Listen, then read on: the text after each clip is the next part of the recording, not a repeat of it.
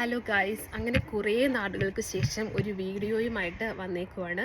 ഇന്നത്തെ വീഡിയോ എന്ന് പറഞ്ഞാൽ നമ്മുടെ ഡിപ്പെൻഡൻ്റ് ആയിട്ടുള്ള കിഡ്സിന് നമ്മൾ വിസ എക്സ്റ്റെൻഡ് ചെയ്യുമ്പം നമ്മൾ അറിഞ്ഞിരിക്കേണ്ട കുറച്ച് കാര്യങ്ങളാണ്. ഇതിനകത്ത് ഞാൻ പറയാൻ പോകുന്നത് വിസ എക്സ്റ്റൻഷന് നമ്മൾ എന്നൊക്കെ ചെയ്യണം എന്നുള്ളതല്ല.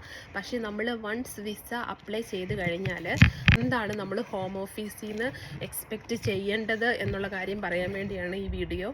ഞാൻ എൻ്റെ പിള്ളേരുടെ സ്കിൽഡ് വർക്കർ വിസ എക്സ്റ്റൻഷനാണ് കൊടുത്തിരുന്നത്. അവർ സെക്കൻഡ് ടൈമാണ് വിസ എക്സ്റ്റെൻഡ് ചെയ്യുന്നത്. ആ പാസ്പോർട്ട്, ബർത്ത് സർട്ടിഫിക്കറ്റ്, പിന്നെ അവരുടെ ട്രാവൽ ഡോക്യുമെൻറ്റ്സ് ഇതെല്ലാം നമ്മൾ സബ്മിറ്റ് ചെയ്തിട്ട് നമ്മൾ UKVI സൈറ്റിൽ നോക്കുമ്പം ഇവരുടെ വിസ പ്രോസസ്സിങ് ടൈം 8 വീക്സ് ആണ് കാണിക്കുന്നത്.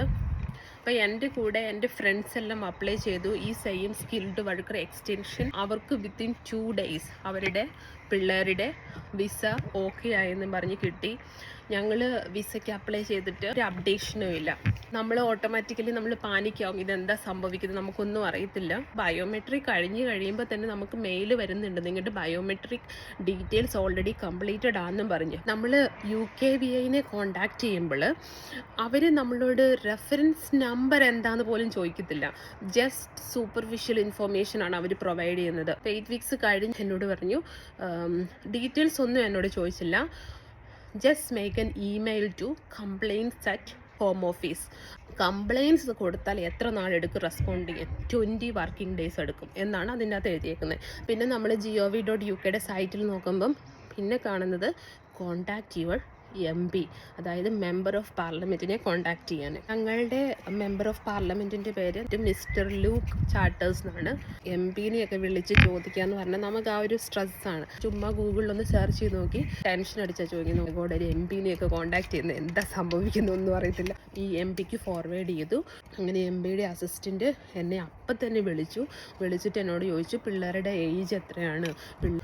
പിള്ളേർ മൈനർ ആയതുകൊണ്ട് കൺസെൻറ്റ് ലെറ്റർ നമ്മുടെ സൈനും ഇട്ട് സെൻഡ് ചെയ്തു. എനിക്ക് വന്നിട്ടൊരു 5-10 മിനിറ്റ്സ് ഞാൻ വെയിറ്റ് ചെയ്ത് കാണും.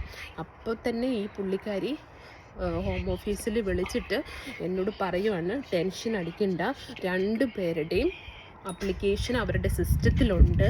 അവരുടെ ഹോം ഓഫീസിൻ്റെ ഒരു റൂൾ അനുസരിച്ച് പിള്ളേരുടെ വിസ ആപ്ലിക്കേഷൻ അവരുടെ വിസ എക്സ്പയറിക്ക് മുമ്പ് നമ്മൾ ചെയ്തതായതുകൊണ്ട് അവർക്ക് 3C ലീവിൻ്റെ ഒരു ആനുകൂല്യം ലഭിക്കും. Really appreciate. കാരണം ഇങ്ങനൊരു സിറ്റുവേഷനിൽ വിത്തിൻ 5 or 10 മിനിറ്റ്സിലാണ് അവരത് ചെയ്ത് നമുക്കതിൻ്റെ ഡീറ്റെയിൽസ് എന്താണ് അവിടെ സംഭവിക്കുന്നത്, എന്തുകൊണ്ടാണ് ഡിലേ ആവുന്നതെന്നൊന്നും പറഞ്ഞില്ല. പക്ഷേ പിള്ളേരുടെ ഡോക്യുമെൻറ്റ് സിസ്റ്റത്തിലുണ്ടോ, അത് തന്നെ നമുക്കൊരു വലിയ ആശ്വാസമായിരുന്നു. അങ്ങനെ അത് കഴിഞ്ഞ് ഒരു 2 ഡേയ്സ് കഴിഞ്ഞ് അവരുടെ വിസ വന്നു. അപ്പോൾ അവർ വിളിച്ചത് കൊണ്ടൊന്നും അല്ല വന്നത്. അപ്പം ഞാൻ ഈ വീഡിയോ ചെയ്യുന്നത് 8 വീക്സ് കഴിഞ്ഞും വിസ ഒരു അപ്ഡേറ്റ്സ് നമുക്കില്ലെന്നുണ്ടെങ്കിൽ നിങ്ങൾ നിങ്ങളുടെ MPനെ കോണ്ടാക്ട് ചെയ്യുക. കാരണം അവർ ത്രൂ മാത്രമേ ഹോം ഓഫീസ് ഒരു ഒഫീഷ്യൽ ഡീറ്റെയിൽസ് നമുക്ക് തരത്തുള്ളൂ. അപ്പോൾ ഈ ഒരു കാര്യം നിങ്ങളോട് പറയണമെന്നുണ്ടായിരുന്നു. അത്രയേ ഉള്ളൂ. എല്ലാവർക്കും സുഖമാണെന്ന് വിശ്വസിക്കുന്നു. പിന്നെ ഞാൻ ഇന്ന് ഈ വീഡിയോ ചെയ്യുന്നത് ഞങ്ങൾ മേടിച്ച വീടിൻ്റെ ബാക്ക് യാർഡിൽ വെച്ചാണ് ചെയ്യുന്നത്. താനുകുട്ടൻ ഇവിടെ ഉണ്ട്. ഇതാണ് ഞങ്ങളുടെ വീടിന്റെ ബാക്ക് യാർഡ് കേട്ടോ. This is our new house backyard.